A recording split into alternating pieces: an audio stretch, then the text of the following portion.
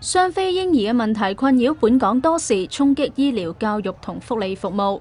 繼特首梁振英講明出年私家醫院零雙非之後，食物及衛生局局長高永文接受訪問時強調，喺未來幾年將會繼續零雙非。高永文仲話，零雙非對細規模嘅私家醫院影響較大，綜合性大型醫院就唔會有大嘅改變。當局會喺幾個禮拜之內約見私家醫院聯會，了解業界嘅情況。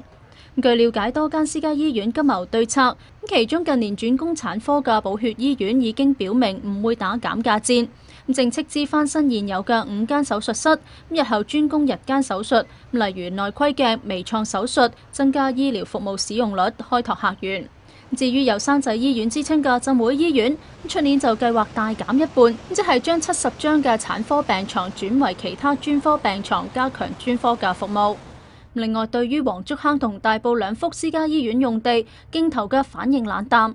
高永文就話要視乎今年年底嘅投標結果，先至考慮餘下嘅將軍澳同北大嶼山私家醫院用地推出嘅時間表。如果結果唔理想，或者會修改標書嘅條件，甚至係由政府牽頭同非政府嘅機構以及大學合作發展。ONTV 東方電視新聞台報導。